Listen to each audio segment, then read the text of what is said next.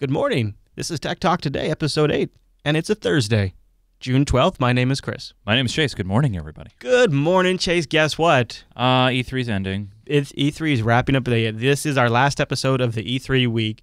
And the last couple of days, it's funny because the way E3 is supposed to be stacked, the first, like day 0 and day 1 are supposed to be the big days. Right. And for me, it's been these last couple of days. Like, these have been the most important because today we're going to talk about some of the indie games that got attention at E3. We also will have some goodies in the show notes if you guys want to watch all the trailers. And then I found a great article, 4 things that E3 is trying to tell us. I think it was from IGN. I'll talk about it in a little bit. Cool. And I thought that was pretty good. But we got to start with some tech headlines. We got some big stuff to talk about, Chase. So why don't hey Chase, it's just happening this morning. A little breaking news. Breaking news. Amazon is now turning on their Prime Music streaming. Dun dun dun. That's right, Chase. That's right. Yes. In fact, there we go.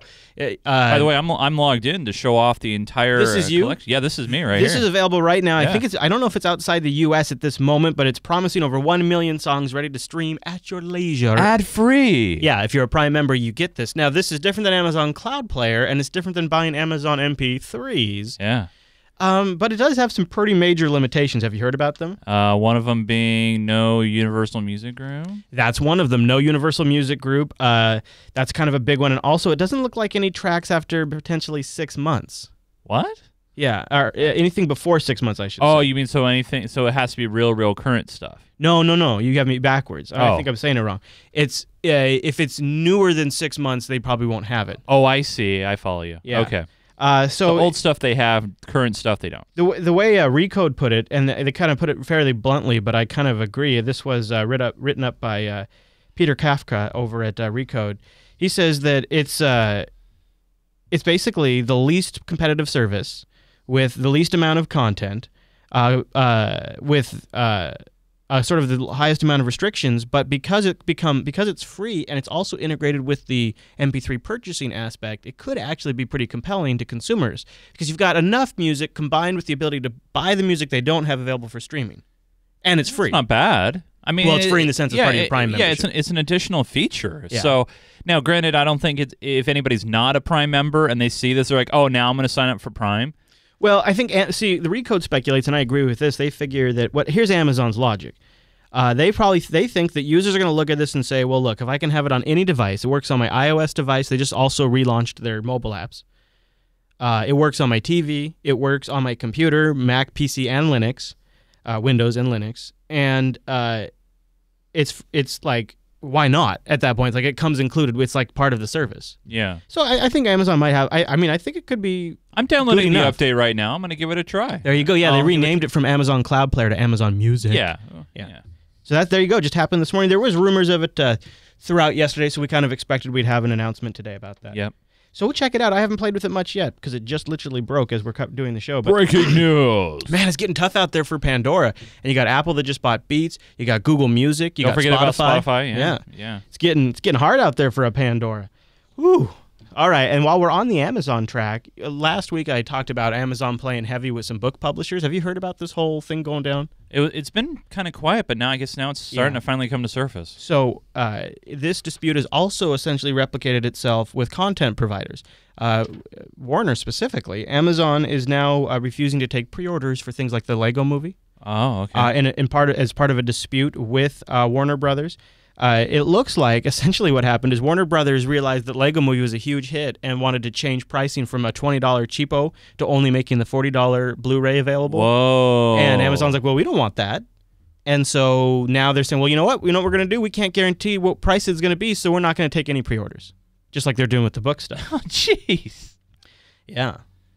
And you wonder why, honestly, that some people get fed up and they just look for quote-unquote alternative means to get some of their content.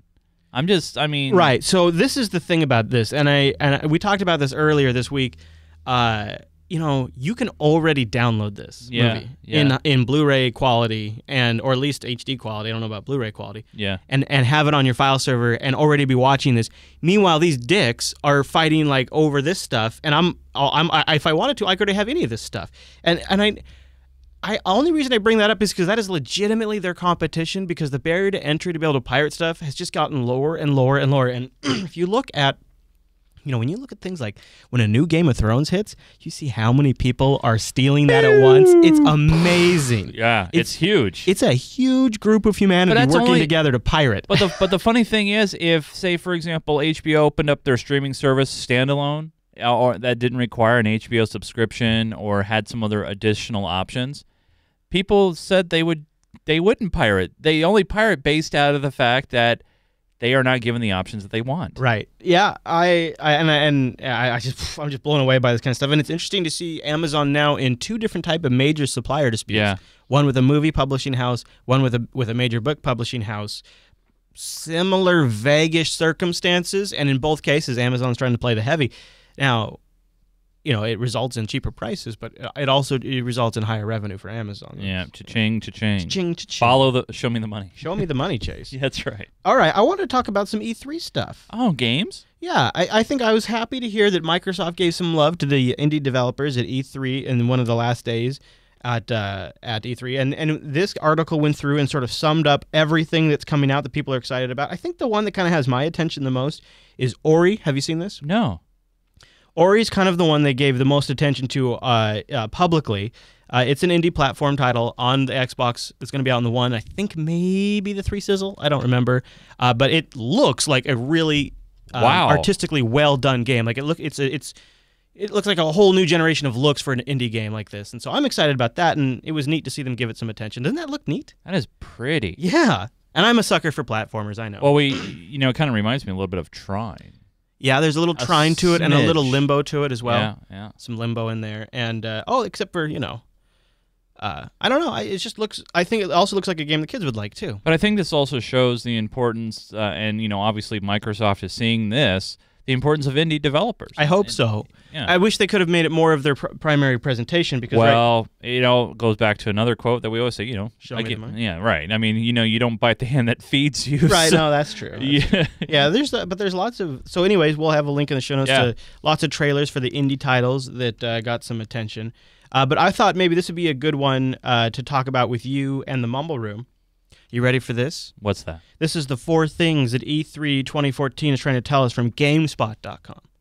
Ah. And this was a collaborative piece. It was written by John Davison and the team over at GameSpot. And let's chew on this, okay? You ready? Right, I'm ready to chew on this. You ready to chew on this a little bit? All right. All right. This first one I completely agree with, and I want to talk about it a little bit. The people want team-based co-op. And I can't tell you how many games I have played that I've looked at and said, what are you telling me this is 2012? You're telling me this is 2013? You're telling me this is 2014 and it doesn't have co-op? And co-op and types of co-op gameplay were huge at E3 this year. In fact, there's some new style co-op. First of all, we saw Assassin's Creed finally introduce co-op. Yeah. That's kind of the most notable one. But there's also some gameplay mechanics people are seeing on the floor where it's 4 co-op against 1 single player. Wow. But that 1 single player... He's not just like the monster bad guy. He controls all of the monsters in the game, and there's like this big meta orchestra system that they use where you can essentially it's co-op 4 co-ops against you, and you orchestrate all of the baddies. So obviously this is online co-op. Yeah. Right. Yeah. Have they gotten around the issue with? I mean, I've had issues in co-op play, latency. Where, the games, you have a great connection and you're playing against somebody, but there's a smidge of lag, there's a smidge of response time issue. Yeah, I've had some of that issue. I haven't really had many Depending problems on with the that game, anymore. Of course. But I think, all of these, like all games, offer local play too. I mean, it just depends on the game. Well, some games don't have local co-op. It's online What only. games do you play where you have that kind of problem? Oh, gosh. Is it like in Battlefield? Or? Yeah. Well, that's a different kind of, that's not really co-op. It's more of that's just multiplayer. Huh. But, like when you play Gears of War, did you have that problem? A little bit, yeah. I mean, when I look at something like this with Assassin's Creed, you must be playing with people who have bad connections, right? Well, that's one of the issues. Like sometimes you can't really specifically say, I want to play somebody here. Sometimes it's just a meter, and you don't get a lot of information. Yeah, it totally depends on the UI. Yeah. But I mean, this reminds me of going even far back to local multiplayer. I don't know how far your gaming goes back, but I loved playing like say Contra for example, where you and your buddy are trying to get through the whole levels and you're playing together. There's something about co-op mode, and it's fun. We've missed it. We haven't had it for a long time. Yeah, and now we're starting to see game finally they're developers bringing bring it back. It's like they just were, the games were too much for them to also integrate that in, and we have to focus on story. And of course that's important, absolutely, but I feel like they could have done both, especially the budget. And the other thing that I thought was funny is like a lot of these games are featuring very big monsters, like huge monsters, and it's the and the size, like they really go out of their way to demonstrate how much larger these creatures are than you. That people want big monsters, according to GameSpot. Well, everybody likes a big game boss, of course. I mean, come on, takes you a day to kill. Riley, do you get a little nostalgic about co-op? Oh man, the good old days. I remember Halo 1. We used to play Yes. co-op on Legendary, and we'd see how far we can get without dying. It was awesome. Oh yeah, man, there is. Those are good days. I like the fact. Just not trying to date anybody here, but you say the good old days of gaming, and then you say Halo 1. Yeah, well, I'm 25, so I mean, I grew up on Super Nintendo and 64, so that's good gaming too. I mean, there's some good. So the people want old games remade and rebooted. We're seeing Grand Theft Auto, The Last of Us, Halo, Crackdown, Pantheon Dust, Doom 2, which they don't mention in here, all getting new titles, sort of reheated and reserved. Are we just, what is it about video games? Like on movies, like you can only have so many sequels before they start to suck, but video games, like we'll just keep eating them like they're candy? Well, I think this is an exception to the rule, and the reason being is obvious. We have a new consoles now that are more powerful, and you take games that were phenomenal, like Grand Theft Auto 5, where you have huge entire big cityscapes, traffic, an incredible AI, and now you have a more powerful console and PC. We can't forget that. Where now that is going to be blown up. I cannot wait for GTA 5 on the PC, especially because the modding community has already taken GTA 4 and flipped it upside down on its head. But yeah, you also obviously Halo, Crackdown, a beautiful shaded game. So so you have all these great things. This is more the exception, though, than the norm. You can't do that with all games because a lot of people start getting pissed at you, like saying, well, why did I pull... Well, tell that to Madden, dude. Tell that to the Forensic guys. Tell that to Call of Duty. Yeah. These are all just hit after hit, and they just make money. I mean, I'm not necessarily playing them, but... And, you know, the other thing, too, is, like, there's one big theme I noticed, and this article called it out. Everything's got the Batman Gotham, like, dark, grimy treatment applied to it now. All these games are dark, and even Zelda's a little darker and dirtier. Even Zelda. Yeah. And everything looks pretty good, but there is a stark difference between games. You really will notice this when you look at some of these trailers. You can tell games that development started when the Xbox 360 and the PS3 were the primary target. Yep. And then there's games that have started that are going to be like out in 2015 or late 2015, and those games started with the later generation graphics. Yep. And they really do stand out. There is a marked difference here at this E3 between the last generation of games and the next generation of games. But some of the issues is with the exception of the old games being rebooted, they're still, in my opinion, making the mistake of still wanting to appease to the last-gen consoles. Yeah, I totally see where you're coming on that, because it's going to, like, a lot of times, like, if you're sitting on the 360 or the PlayStation 3, a lot of these games are coming out for both. There's no incentive. I sit back, though, as a primary PC gamer, and I think, let them sort it out, because for me... a lot of these games are all coming to the desktop, and one way or another, through Steam streaming to my Linux box or whatever, I will be able to play these games, and I'll just have them at the best graphics that I can afford. Yeah, and the development cycle has changed a lot, because with the x86 architecture, with these new consoles, it makes it much easier for them to port to others. And one of the biggest shifts I think we're going to see in development is a lot of these games are now being developed on PC and then being ported to console, because of programming, because of the ease of use of doing that. So this, and I'm with Imacon in the chat room, is why I think if you have a limited budget, you do want to have some fun gaming. I know I'm going to sound like an idiot, but I think the Wii U is a serious choice for somebody like me. Only if you grew up and knew and loved the Nintendo franchise of games. Is me. Okay, that's fine. Yeah. But I'm just saying, not for everybody, because if you didn't grow up on Mario, you'd be like, But if you have I guess what I'm saying is, if you are primarily a PC gamer, the one that you really you'll never get those games is the Wii U. Because even on the console exclusives, eventually they come out for the PC. Yeah, that's true. But the Wii games will never come out for the PC unless I emulate them. Well, as far as right now, Nintendo has not budged on that yet. Yeah, so to me, it seems like if you're somebody like me who's on a budget, you primarily PC game anyways. Yeah. If you're going to get a console at this point, it's Wii U, and it's why not wait till the holiday bundles at this point? Right. So what you're saying is, Chris, you want me to bring over my Wii U and we can play? Well, first I got to get a TV. You have a television. Not here at the studio, we don't. Well, it's HDMI. We could just plug it into a monitor. What are you talking about, we just man? live stream it. Yeah, come on. Maybe, Chase, maybe. We have all right, so we have more links in the show notes, including the trailers. We have the best trailers from this year's show, all summarized and linked for you in the show nizzles. Go check that out over at JupiterBroadcasting.com. Look for Tech Talk Today, episode 8, and scroll down. 8 is great. 8 is great, Chase. It is great. I have some emails I want to read before we get out of here today. Oh, feedback? Yeah, I thought on Thursdays I'm going to try to do regular feedback. You know, before you jump in the feedback, what was your number? You kind of asked me this on a Patreon exclusive video. Yeah. But what was your biggest thing from E3 maybe this week that you were most excited about or just to kind of all right. Yeah. Okay, to close up the E3 stuff. Yeah. In the beginning of the week I thought it was PlayStation TV. Really? I thought so. Really? Because I'm sorry. Really? Because here's why. Really? I'm looking at this from somebody who's maybe not going to buy a console for a couple years. Right. At this point. Right. Earliest I would potentially buy a console right now is December 2014. More likely 2015 sometime. Right. So why not then spend $100 and be able to stream a whole bunch of games?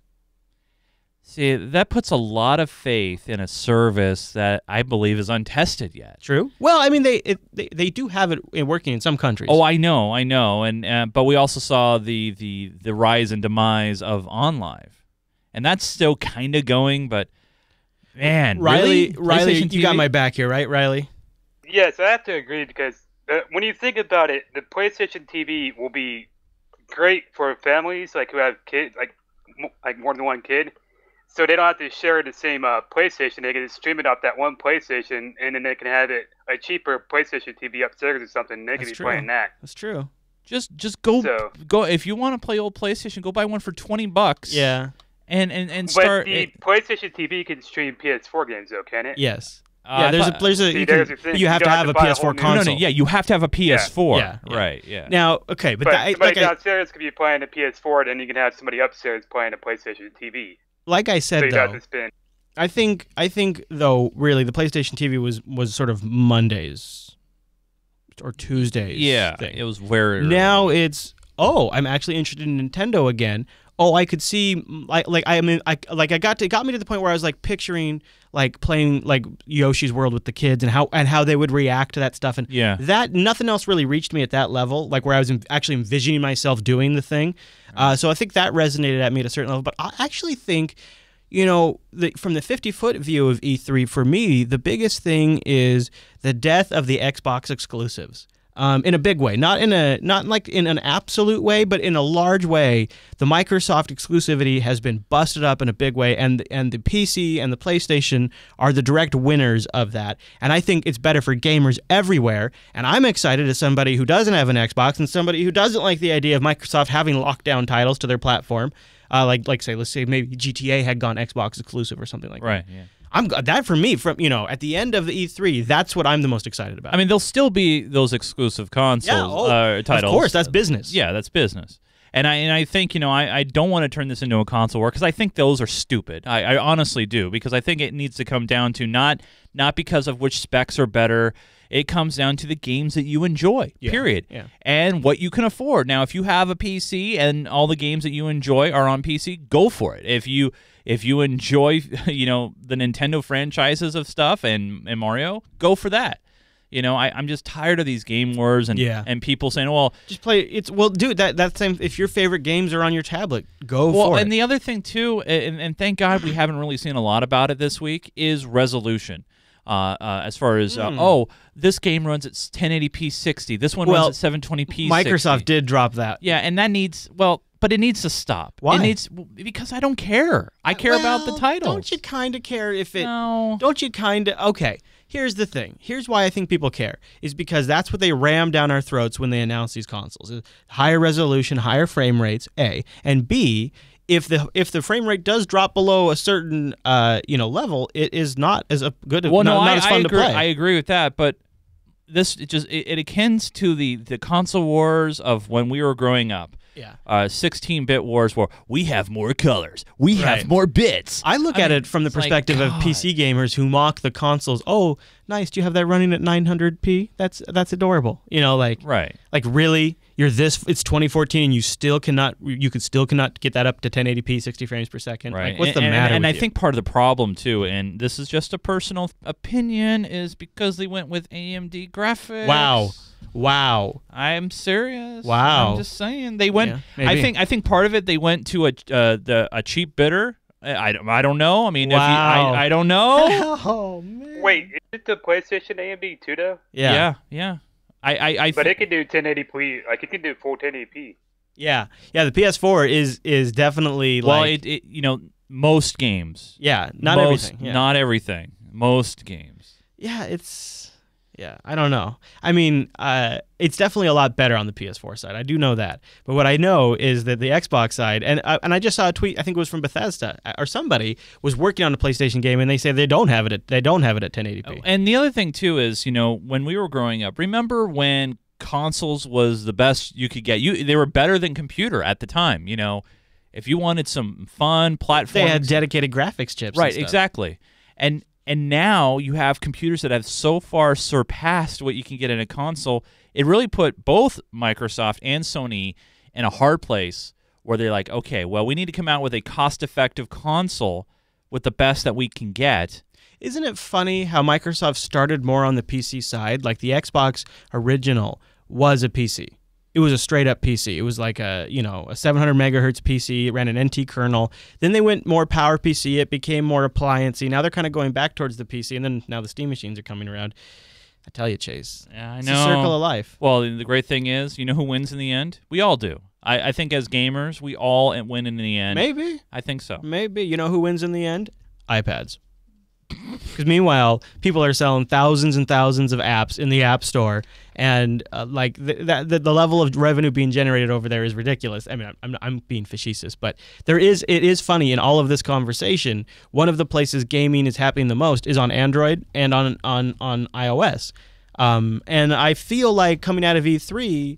I'm sure there on the floor they had a presence, but externally, I don't feel like there's a lot of talking about gaming that maybe isn't as rich and deep as some of the games shown at E3, but it is something that's taking a lot of people's time, and it is a valid form of gaming. I don't know. I just think it's interesting. Right. It's like this side thing that just continues to grow and grow and grow, but we don't really recognize as maybe a proper form of gaming. I don't know. Right. All right, feedback time. Simon writes in about owning media. We talked about Netflix streaming and things like that earlier in the week. So I just watched T3 today. You talked about the issue that you usually are not able to back up content from streaming services. I think the basic assumption here is that a lot of people are actually interested in owning physical media or have full control over a piece of media. I'd argue that especially younger people have a far lower emotional tie to own something and put a higher emphasis on experiencing it, be it a movie or a game. Think about the time where you only had the option to go to the cinema or listen to the radio, like in the 50s or so. So then recording devices came along later on and became cheap to copy things, which then marked a shift. Maybe the attitude is just shifting back to the way things were. Best regards, and thanks for the great show, Simon. He makes a good point is back in the early days of media, we didn't have any ways to record it. Like you wanted to go to get the news, you had to go to the movie theater. Well, the other thing I was going to say to that response was now a lot of younger people have been, I'm sorry to say, programmed into thinking of the fact that, you don't need to own this.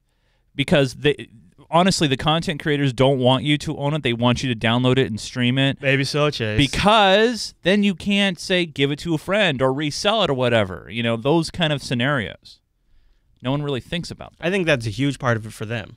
Yeah. Yeah. But I do think that some part of it is, too, people don't want to have to worry about managing that. They don't want the stress of keeping a collection together. But at the flip side, there's a lot of people like to collect.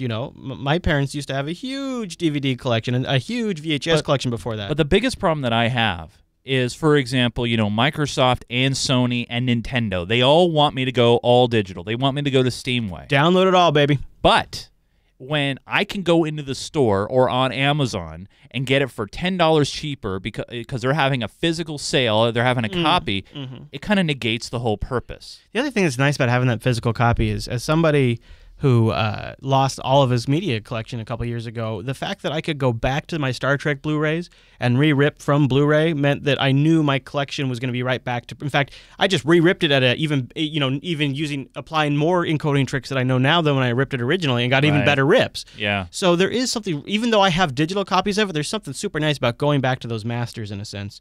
But I think Simon might be right. I think that is a changing of the tide. Yeah, Ron writes in.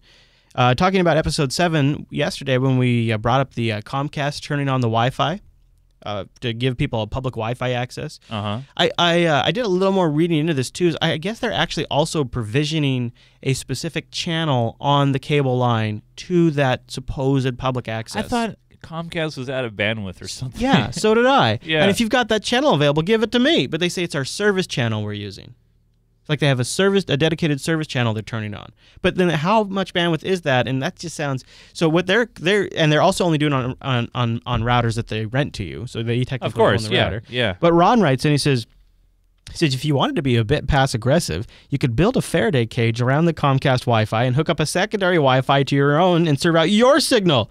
Gee, Mr. Comcast, I don't know why your Wi-Fi signal is so bad. Yesterday I found another great example I sent to Chris. So say, for example, you have a router or a router with a guest network that you can send up, rename it Xfinity Wi-Fi, and then when they try to log into it, it asks for username and password. And capture the Comcast credentials. And then capture the Comcast credentials. Yeah, I think that's... My Wi-Fi won't work. I think that's going to be the most likely exploit of this, is people just setting up... honeypots. Yeah.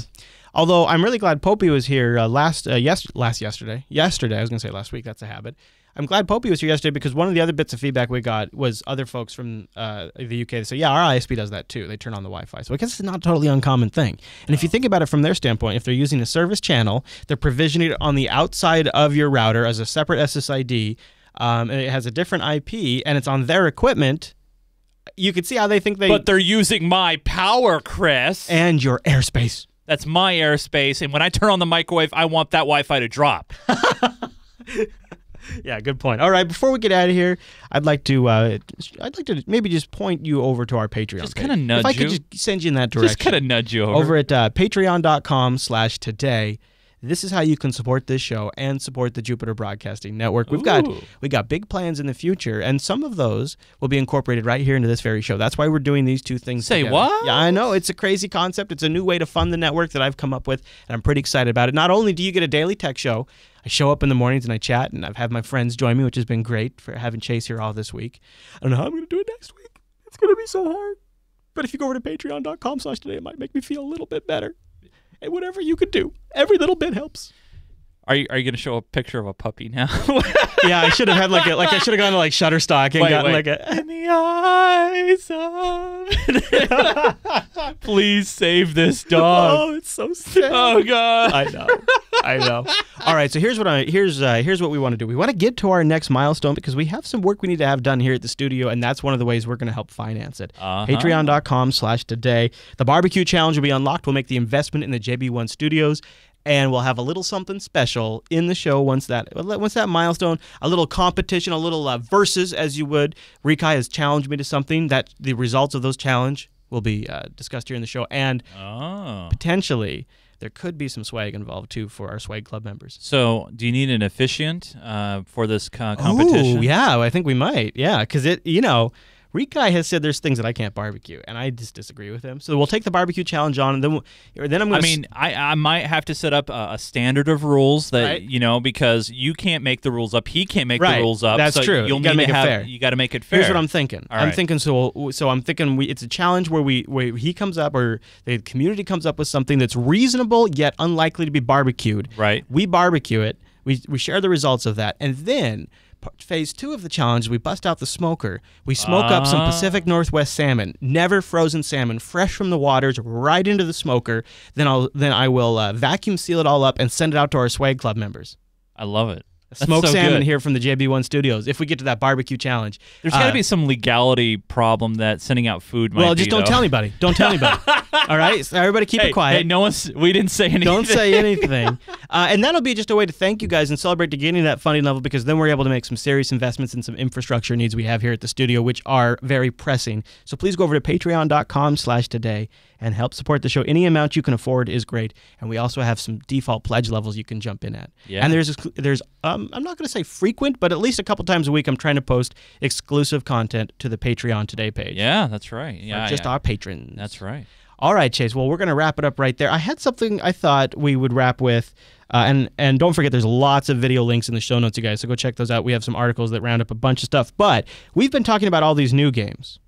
Yeah. And I mentioned earlier that I was a Mario fan of Nintendo, grew up with Mario and Same Nintendo here. and all that kind I of stuff. I love it. So why don't we take a little trip down memory lane? We'll look back at the old commercial that was on the TV for the Super Mario World video game. And that's how we'll end today, all right? That's nice. That'll wrap our broadcast week for Tech Talk today. Thank you, everybody, for joining us this week.